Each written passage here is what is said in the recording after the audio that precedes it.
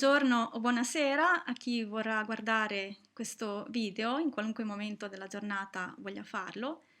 Mi trovo ora a rimediare al disastro che ho combinato il 16 aprile scorso, quando avrei dovuto intervenire alla Giornata internazionale della voce organizzata dal Laboratorio di Fonetica Sperimentale Arturo Genre dell'Università di Torino, ma purtroppo la mia connessione a internet mi ha tradita e non sono riuscita, non dico a portare a termine, ma neanche a parlare.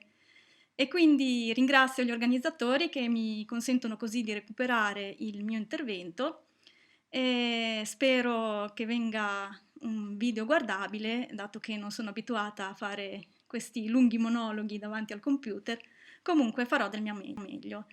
E un momento, apro il PowerPoint e cominciamo. Eccomi qua. Avevo scelto di proporre, per la giornata mondiale della voce, una specie di guida all'ascolto alla voce dei poeti estemporanei in ottava rima, a partire da un contrasto poetico che ho registrato nell'agosto 2019 a Cabbia di Montereale, un paese dell'Appennino abruzzese in provincia dell'Aquila. Cercherò di farlo ora, riproponendo in questo video gli esempi che avrei fatto ascoltare in diretta e sperando che la resa non sia troppo inascoltabile. Chi di voi volesse ascoltare il contrasto poetico che ho preso ad esempio può cercarlo nella mia pagina Vimeo o al link che vedrete in queste slide. Ma intanto facciamo un passo indietro per chi non sa cosa sia l'improvvisazione poetica in ottava rima. Si tratta di una tradizione di poesia orale tuttora viva, perlomeno lo era prima del Covid, e spero che riprenda con grande entusiasmo appena sarà possibile. In alcune aree della Toscana, del Lazio e dell'Abruzzo, infatti, si usa organizzare incontri pubblici in cui 2, 3, 4 o anche più poeti sono chiamati a cantare a contrasto su temi dati dagli organizzatori o qualche volta anche dal pubblico. Si parla di contrasto poetico perché ai poeti, in genere a coppie, viene chiesto di improvvisare cantando, difendendo posizioni contrastanti.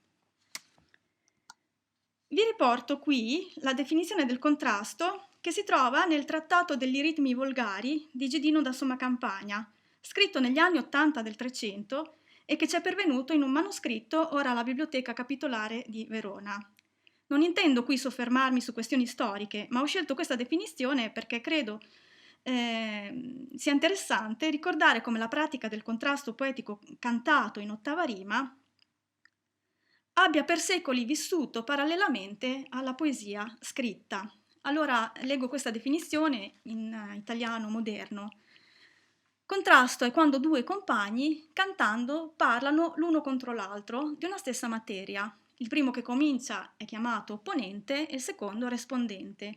Uno tiene la sua opinione da una parte e l'altro risponde con un'opposta opinione, al modo di una disputa.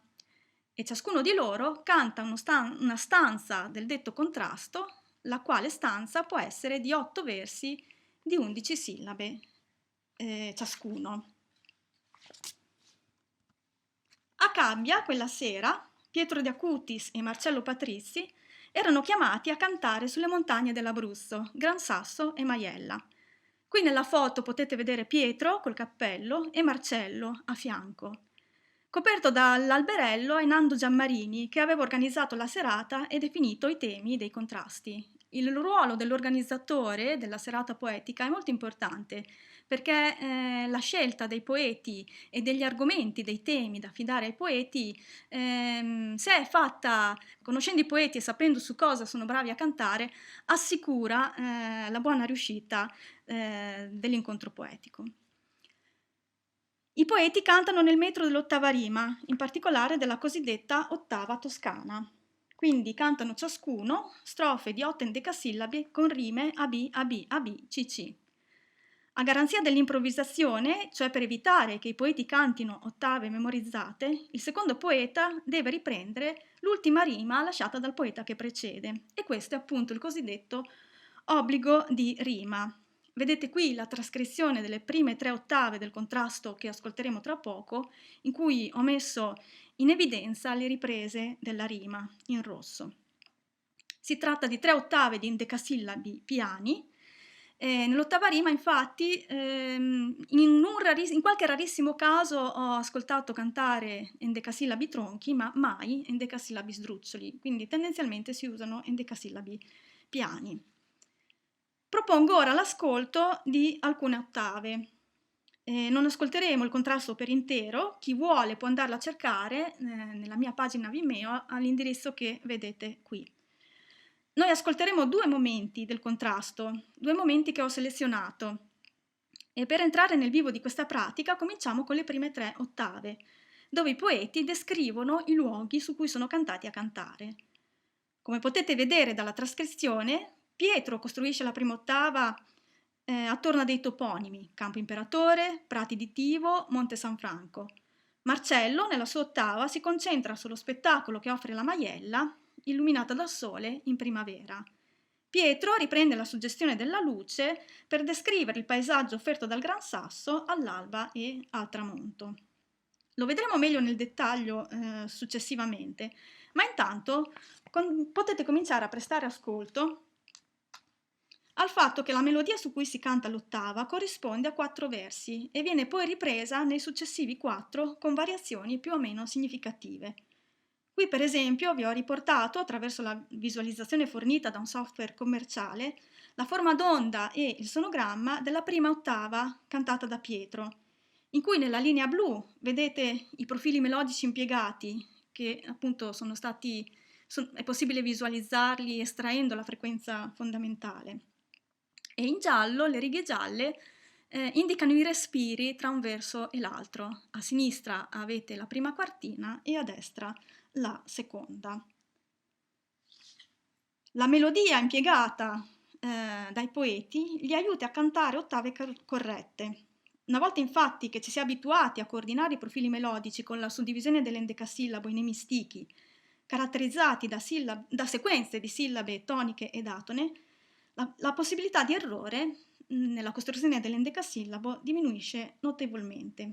Inoltre, come è già stato notato da Mauro Pianesi nella sua ricchissima tesi di laurea dell'87, che purtroppo è rimasta inedita, e successivamente da Grazia Tiessi dal punto di vista dell'analisi conversazionale, la voce cantata, secondo i profili melodici tradizionali e la metrica dell'ottava, crea un particolare ambiente sonoro e ritmico che definisce un ethos del contrasto. L'insieme dunque costituito dall'intonazione melodica e dal ritmo dell'ottava rima sono una norma condivisa dai poeti per dare forma al pensiero e a cui i poeti e il loro pubblico si affidano.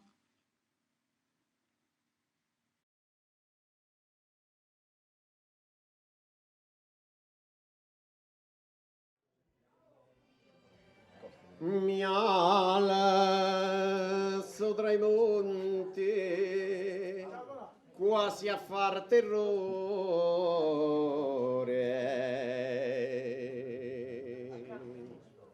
La montagna più alta d'Appennino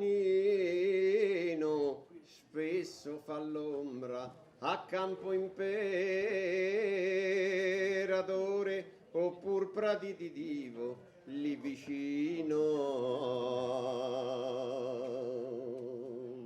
Monte San Franco e accanto con amore, lì con la sua sorgente sta all'inchino d'ogni pastore che il gregge ristora, che con quell'acqua che è di ora in ora.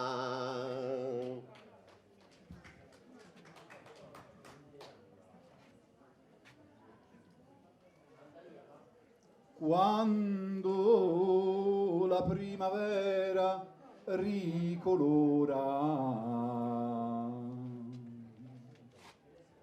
la dolce china della mia montagna, allora la maiella che si infiora di un gusto sovrumano lei ristagna, e il raggio di quel sole che la indora. Pare che della luce allor la bagna,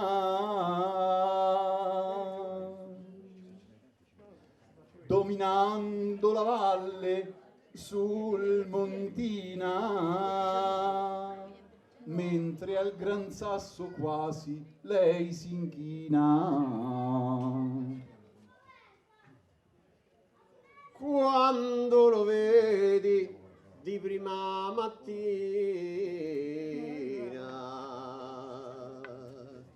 che sul pelo dell'acqua è rispecchiato, con l'ago sotto adesso s'avvicina, pare una scena di un mondo fatato. O la sera quando il sole ne declina, diventa d'oro e è quasi tramontato. Nei paesi è già notte, passo passo, vedi il rosso alla neve del Gran Sasso.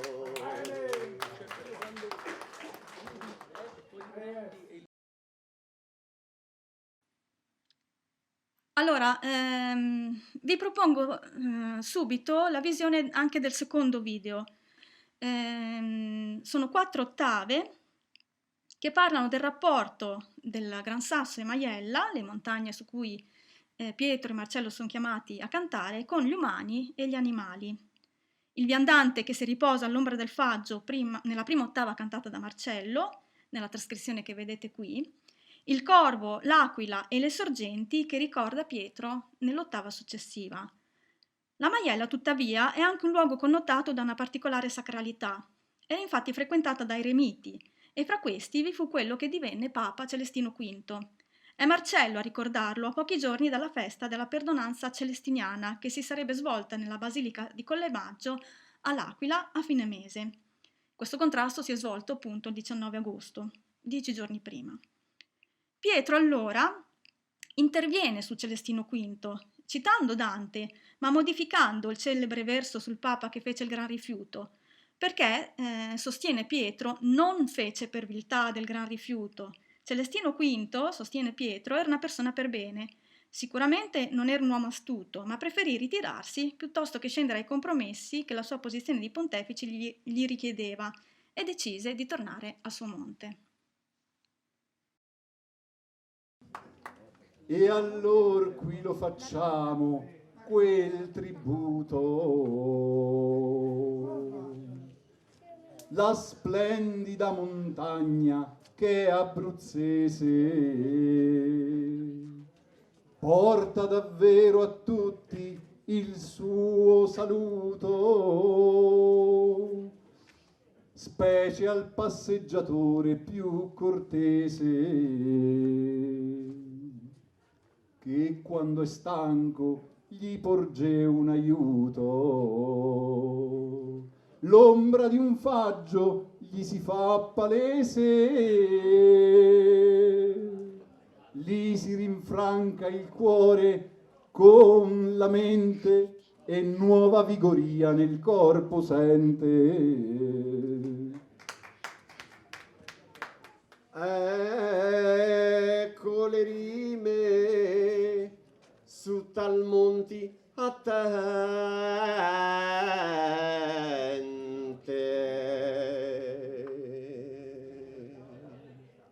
Ecco le rime cui sentì lo squillo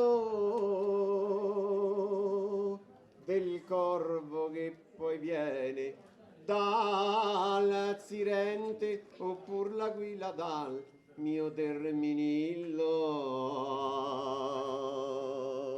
Ogni montagna qui non ne esente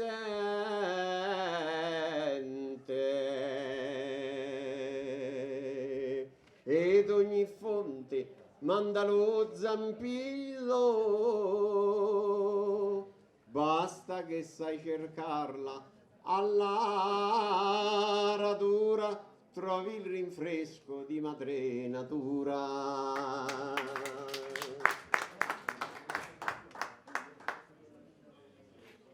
Questa montagna santità procura e la storia ci narra 1000 cose. Il ricordo di quei ancor perdura che qui nel mondo cambiaron le cose. Parlo di Celestin, della sua cura, che il suo servizio per le anime pose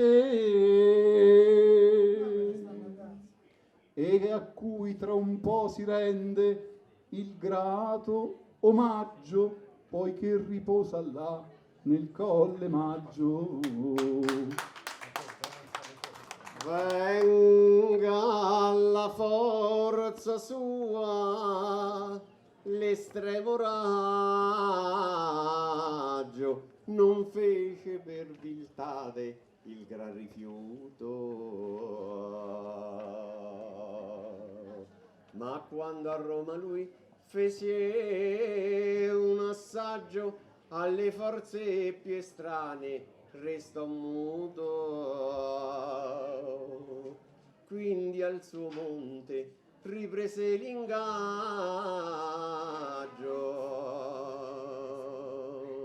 Semplice alma, non di un uomo astuto, però di intelligenza superiore, il quale dire ancora oggi non muore.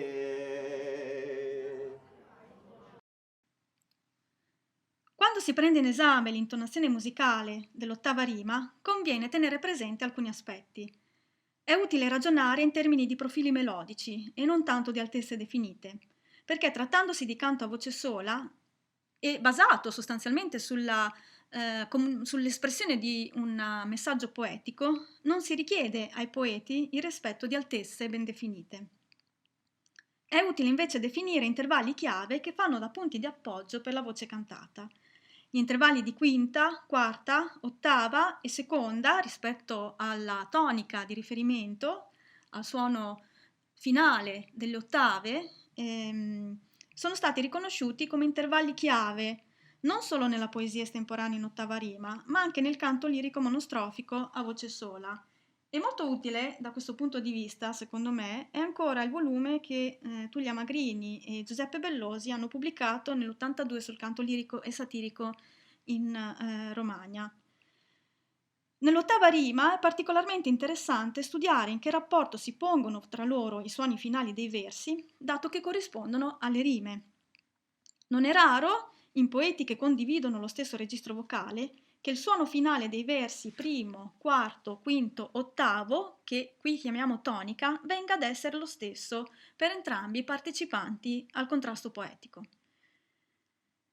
È utile poi osservare come i cantori facciano uso di respiri, ornamentazioni e prolungamenti in vibrato di alcune vocali, perché da questi dipende una scansione del discorso con pause espressive e la possibilità di gestire il tempo per pensare a quello che viene dopo.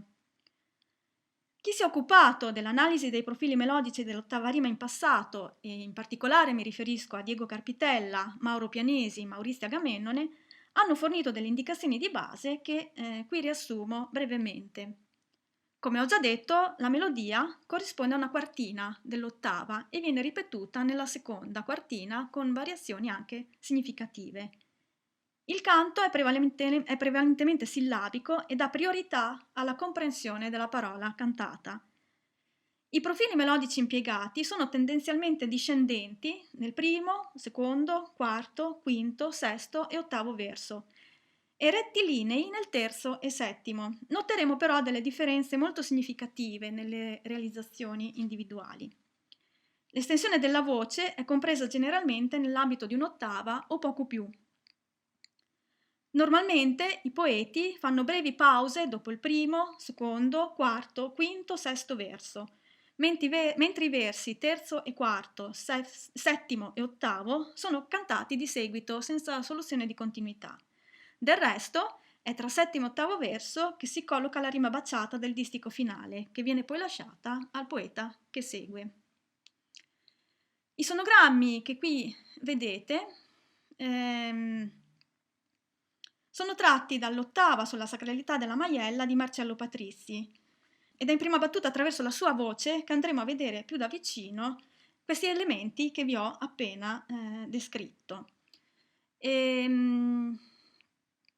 I sonogrammi che qui vedete sono ottenuti con il Sonogram Segmenter che i miei colleghi stanno realizzando nell'ambito del progetto IRIMAS diretto da Michael Clark, a cui partecipo pure io.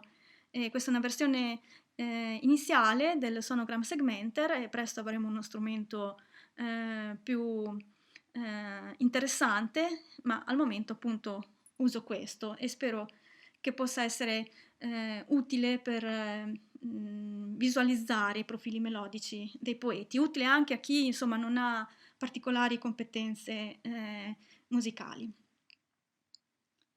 Allora, nella stanza sulla sacralità della Maiella e sulla figura di Celestino V che prenderemo in esame, Marcello utilizza profili melodici discendenti nei versi primo, secondo, quarto, quinto e ottavo. I versi sono tra loro separati da pause, tranne il terzo e il quarto e il settimo e ottavo, che, come vi ho già detto, sono cantati senza soluzione di continuità. Questo è molto frequente, sostanzialmente avviene in tutti i poeti. Tendenzialmente Marcello usa cadenze sulla tonica nel primo, quarto, quinto e ottavo verso. Nella prima quartina il secondo verso termina un tono sopra la tonica, mentre il terzo termina una quinta sopra la tonica. Il profilo melodico si ripropone con alcune modifiche nella quartina successiva, dove la voce di Marcello si sposta verso la quinta già dal sesto verso, lo notate qui. Però andiamo a vedere le cose nel dettaglio.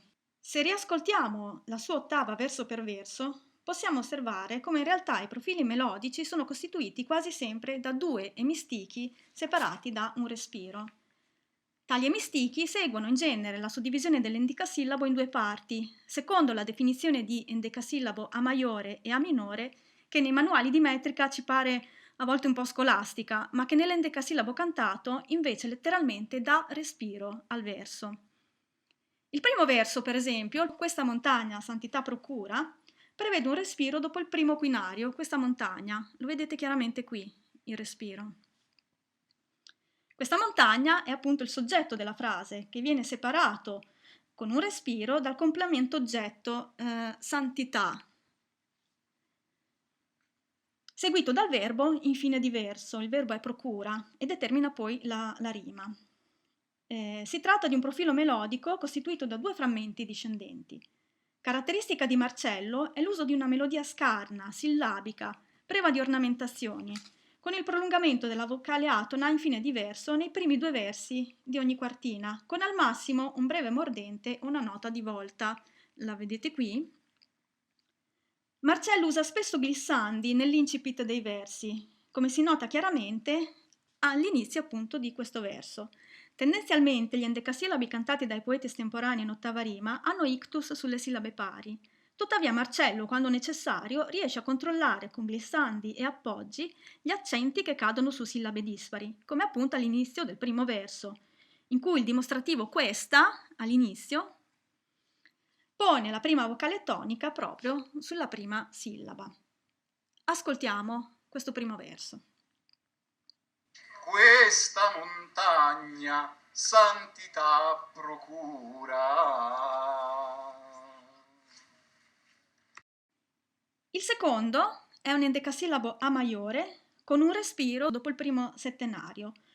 È strutturato in maniera simile al primo, sebbene termini una seconda sopra la tonica. Lo ascoltiamo. E la storia ci narra mille cose. Ora consideriamo terzo e quarto verso insieme. vi dicevo che terzo e quarto verso, settimo e ottavo sono momenti particolarmente dinamici dell'ottava e vale la pena considerarli insieme, dato che normalmente sono cantati di seguito. Il terzo verso sale nel registro più acuto impiegato da Marcello e termina 2 volte sulla consonanza di quinta. Alla fine del primo emistichio sul pronome quei, riferito a Celestino V, e lo vedete qui, e poi in fin di verso, toccando appena la consonanza di quinta per tornare alla tonica alla fine del quarto verso, cantato tutto d'un fiato senza respiri intermedi. Terzo e quarto, appunto, sono cantati di seguito e li ascoltiamo adesso. Il ricordo di quei ancor perdura, che qui nel mondo cambiaron le cose.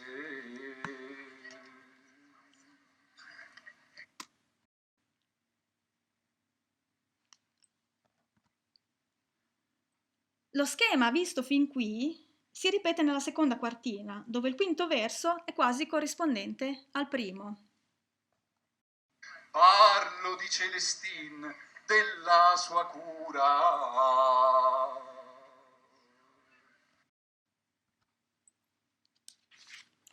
Il cambiamento rispetto alla prima quartina avviene nel sesto verso, nel quale la voce di Marcello rimane più all'acuto.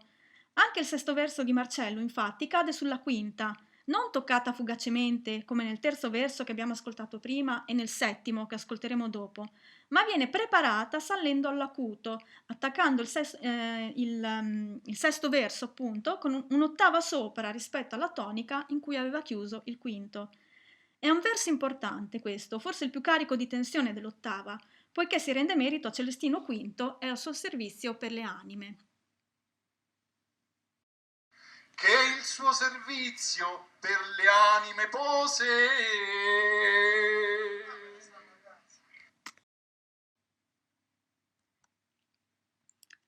Nel distico finale si ricorda la celebrazione della perdonanza celestiniana, che si sarebbe festeggiata 10 giorni dopo nella Basilica di Collemaggio. Il settimo verso, tutto cantato attorno alla quinta, annuncia l'omaggio che di lì a poco si sarebbe appunto reso a Celestino, con un profilo melodico diviso in 3 parti da 2 respiri. Il primo si vede qui e il secondo qui, dopo la nona sillaba. Un primo respiro si trova dopo il primo settenario, dopo la settima sillaba, e un secondo separa le parole il grato e omaggio, quasi a sottolineare la devozione a questo ex eremita della Maiella. In entrambi i casi è forse curioso notare che il respiro divide 2 vocali che sarebbero unite in sinalefe nel computo delle sillabe del verso. Non è certo infrequente che un respiro nella voce cantata o anche nella lettura della poesia accada a dividere 2 vocali che sarebbero unite da sinalefe, e potrete riscontrarlo anche voi nelle ottave che seguono, che ascolteremo dopo, anche se non sempre avrò il tempo di soffermarmici. Per i poeti estemporanei in ottava rima questo è un espediente sicuramente espressivo, ma può comportare il rischio di cantare versi ipermetri se non si ha orecchio per la sinalefe. Se infatti dopo il respiro si comincia una parola con una consonante e non quindi con una vocale che si unisce in sinalefe alla sillaba che precede. L'ultimo verso, l'ottavo, è discendente e fa ritorno alla tonica menzionando appunto la Basilica di Collemaggio, dove si conservano le spoglie di Celestino V e dove si sarebbe celebrata la perdonanza. Ascoltiamo questi 2 versi. E a cui tra un po' si rende il grato omaggio, poiché riposa là nel Colle Maggio.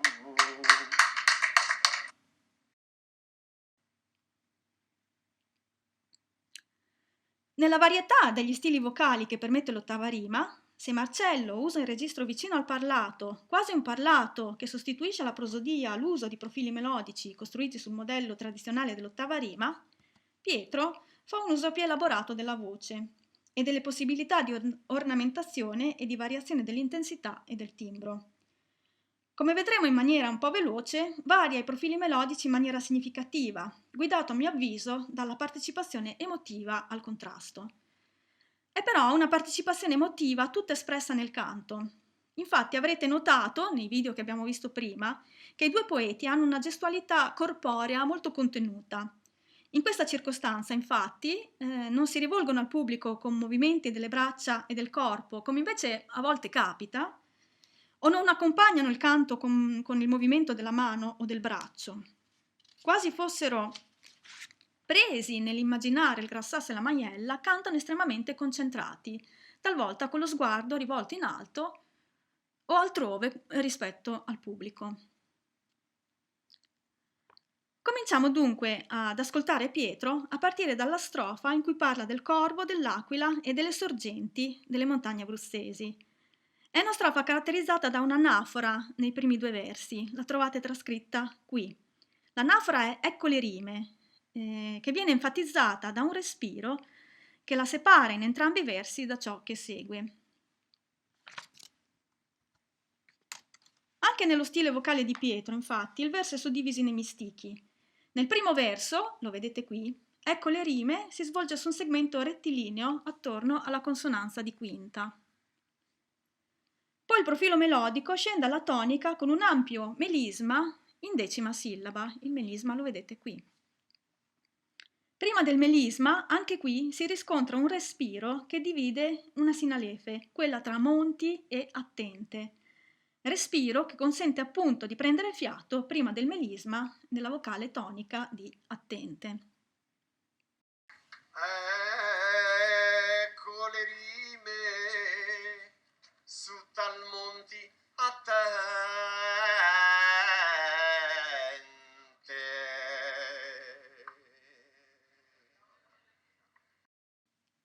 Il secondo verso inizia dopo un salto di ottava e l'anafora è ripetuta un'ottava sopra la tonica. Poi il profilo melodico discende e fa coincidere la parola squillo con una cadenza alla quinta, raggiunta con un movimento ascendente-discendente che occupa l'intervallo di una quarta.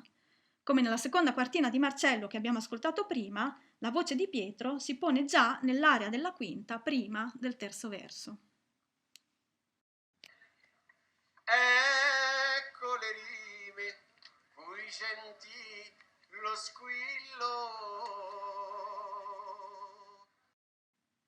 Il terzo verso, dedicato al corvo che viene dal Sirente, è costituito da un primo emistichio che scende alla tonica, corrispondente a dal corvo che poi viene, lo vedete qui, e da un secondo corrispondente a dal Sirente, lo vedete qui, tutto svolto in prossimità della quinta, sulla quale si interrompe il verso dopo un breve passaggio al semitono superiore. Questa chiusura veloce sulla quinta, anticipata dal passaggio al semitono superiore nella sillaba tonica di Sirente, prima di proseguire con il quarto verso, determina un appoggio sull'ottava sillaba e lo vedete chiaramente qui. Questo appoggio sull'ottava sillaba si verifica sia che nell'ottava sillaba ci sia una vocale atona, sia che ci sia una vocale tonica, tutte le volte che abbiamo una cadenza come questa anticipata dal passaggio al semitono superiore. In questo caso è il monosillabo dal a essere enfatizzato. Dopo un breve respiro, il quarto verso, sull'aquila che viene dal terminillo, si svolge su due profili melodici che portano alla tonica, marcata da un prolungamento della vocale atona finale. E ascoltiamo terzo e quarto verso insieme. Il corvo che poi viene dal Sirente oppure l'aquila dal mio terminillo. Il quinto verso, ogni montagna qui non ne è esente, dal punto di vista contenutistico è un verso di passaggio, che è cantato in modo quasi corrispondente al primo, con l'ampio melisma discendente in decima sillaba. È nel verso seguente che si menziona la fonte, un verso costruito attorno alla quinta con un bel salto su zampillo, quasi un madrigalismo, come se Pietro volesse evocare il getto della fonte con un salto di quarta prima di ridiscendere sulla consonanza di quinta. E ascoltiamo dunque quinto e sesto verso insieme. Ogni montagna qui non ne è esente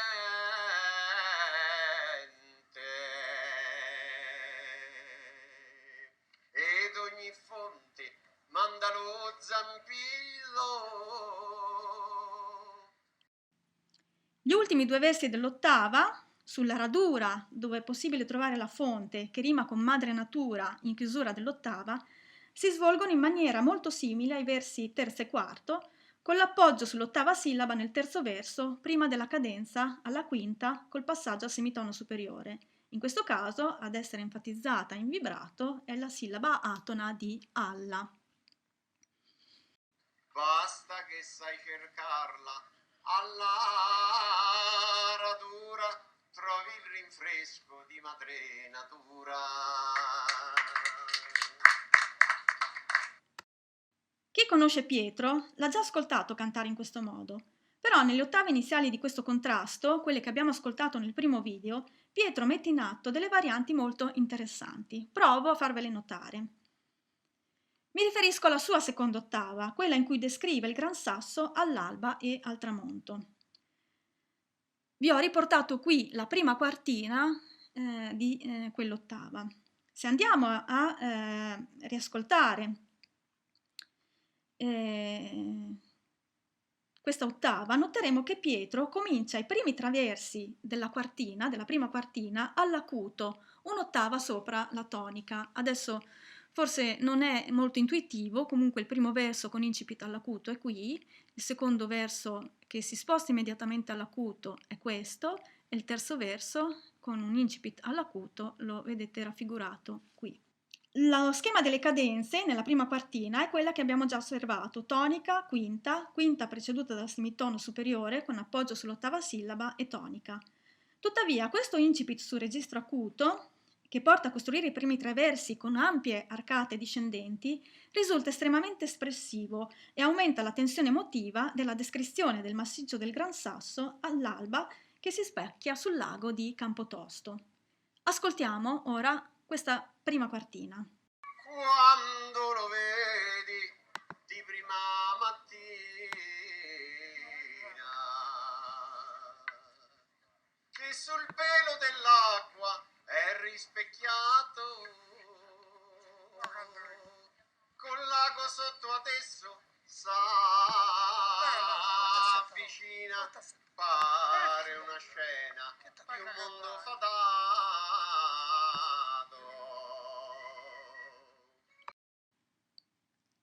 Una variazione interessante si verifica poi nella quartina che segue, dove nel quinto verso, dedicato al calare della sera, Pietro ancora una volta utilizza un incipit all'acuto, ma costruisce il verso con una chiusa sulla quinta, preceduta dal passaggio al semitono superiore, quella che siamo abituati ad ascoltare nel terzo e nel settimo verso. Ma non siamo al termine dell'ottava, siamo nel primo verso della seconda quartina, quello che normalmente scende alla tonica con un ampio melisma discendente in decima sillaba. Qualcosa di questo schema rimane, perché non solo l'ottava sillaba, la vedete qui, corrispondente al monosillabo ne viene appoggiata, ma viene prolungata in vibrato con il passaggio al semitono superiore anche la decima sillaba, la vocale tonica di declina. La tonica viene poi raggiunta nel verso successivo, nel sesto verso, dove il melisma discendente viene effettivamente a precedere la chiusura, anche se si trova nell'ultima sillaba, quindi sulla vocale atona in chiusura di verso, e non nella decima sillaba come di solito siamo abituati ad ascoltare il melisma discendente nei versi che Pietro canta con una discesa alla tonica.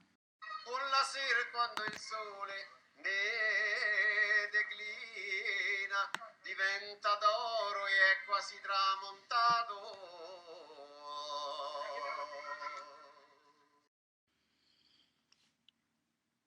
Negli ultimi due versi, settimo e ottavo, sul calar della sera e sulla neve del Gran Sasso che si tinge di rosso al tramonto, Pietro ripropone lo schema consueto che abbiamo già visto per i versi terzo e quarto, settimo e ottavo. Nei paesi è già notte, passo passo, vedi il rosso alla neve del Gran Sasso.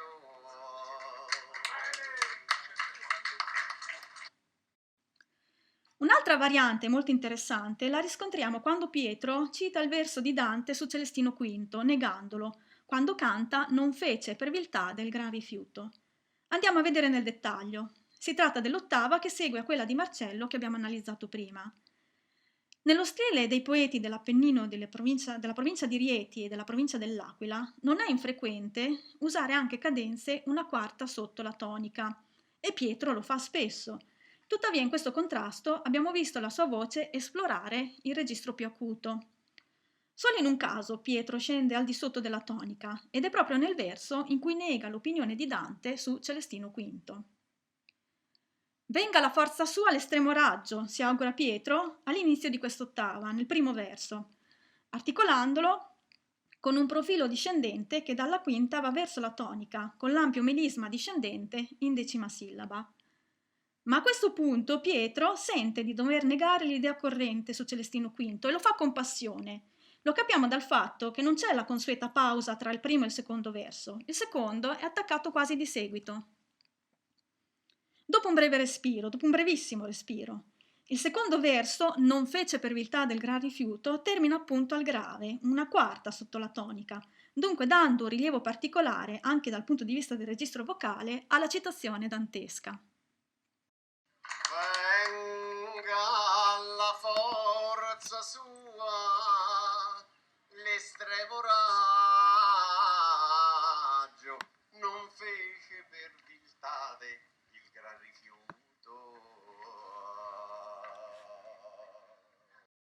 I versi terzo e quarto si svolgono secondo lo schema che abbiamo visto, risalendo di un'ottava per concludere il terzo verso sulla quinta sopra la tonica con il consueto passaggio al semitono superiore e l'enfatizzazione dell'ottava sillaba, e poi nel quarto verso il consueto profilo melodico discendente con la chiusura alla tonica. Ma quando a Roma lui fece un assaggio alle forze più estranee, restò muto. La seconda quartina, dedicata al ritorno di Celestino e alla sua montagna dopo aver rifiutato i compromessi che il ruolo di Papa gli imponeva, e al giudizio che Pietro dà su questa figura, non certo astuta ma che ha ancora qualcosa da dire, si svolge secondo il modello che abbiamo già visto e che a questo punto vi invito a riascoltare nel video che è disponibile nel mio canale Vimeo. Ecco, chiudo così, dato che ho esaurito il tempo che avevo a disposizione, vi metto qui per vostra comodità, se avete voglia di andarveli a vedere, i riferimenti bibliografici che ho citato, e chiudo il PowerPoint così mi vedete per un ultimo saluto. Ecco, rieccomi, ringrazio chi ha avuto la pazienza di ascoltarmi fino alla fine. Invito tutti quanti ad ascoltare i poeti dal vivo appena sarà possibile, perché in ogni caso sono molto più interessanti loro di me ed è molto più interessante discorrere con loro, ragionare con loro su tutti questi aspetti. E ringrazio ancora Antonio Romano e Valentina De Jacopo che mi hanno dato la possibilità di recuperare il mio intervento con questo video, anche se in cuor mio spero che finisca presto la stagione dei monologhi davanti al computer. Grazie molte e arrivederci.